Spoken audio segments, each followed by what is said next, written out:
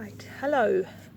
I thought I'd make a little video for you on how to identify a dandelion. So I've found a little plant here in my veggie plot, and I just thought I'd go through a few things that will make it very easy to sort out if it's a dandelion or not.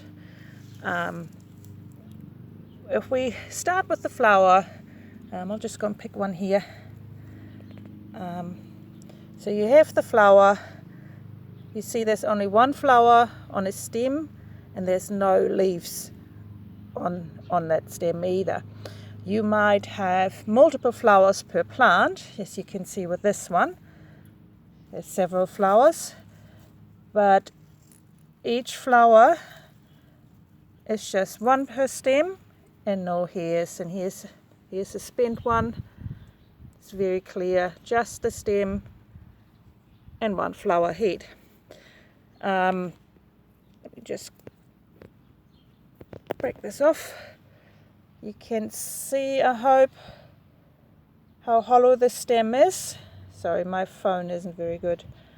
So it's a hollow stem like a drinking straw, and it has a little bit of white sap. Don't know if you can see that. It's not much in this plant, but it has a little bit of white fluid coming out of it. So that's your dandelion flower. When you look at the leaves, so this one is quite toothed.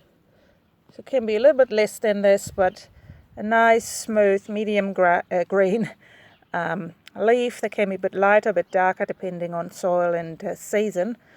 But that's around usually roughly the color. So toothed. Usually in a dandelion, the lobes, the tooths point back down to the base of the plant. And like the flower stem, let me just click this off.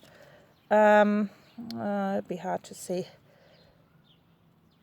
If you go, even the stem, the center part of the leaf is hollow, and there's a bit of sap coming, milky sap coming out of it.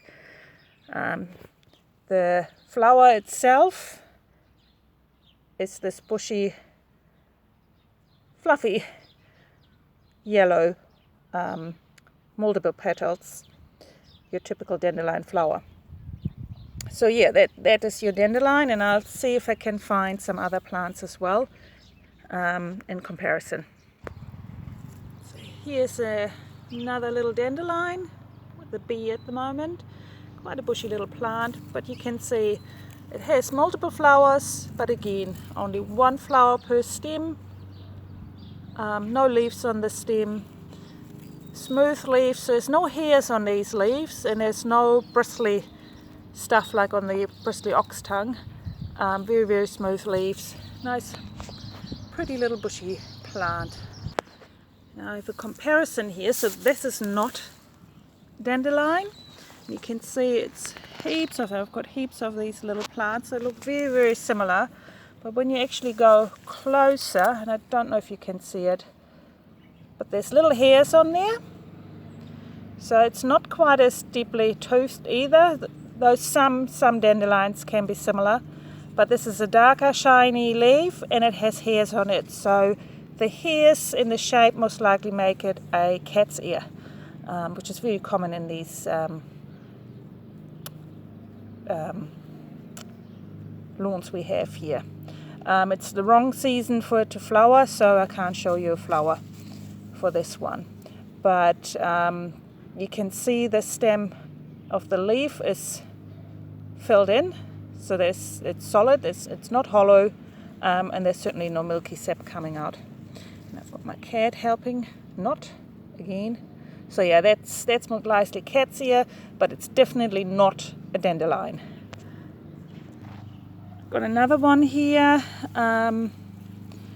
which is not a dandelion either. It's most likely, looking at this one, I'd say a hawk's beard, but again it's wrong time of the year to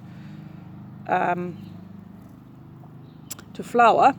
Now the hawksbeard Has a little bit of milky sap coming out as well, but it's a solid filled in stem. So again, this is not a dandelion. It has some hairs on the stem as well,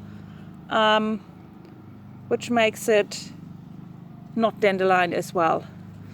But the giveaway is that it's not hollow, and some hairs on mostly at the back of the leaves. I would say it's a hawk's beard, but I would have to see the flower as well later on. Here's a classic example of a milk thistle. So it has very similar leaves to the dandelion, but you can see it's got multiple flowers coming up on one stem, and you can see, pull this off, you can see it's a stem and leaves are growing up on it with the flower at the top. So that tells you it's definitely not a dandelion.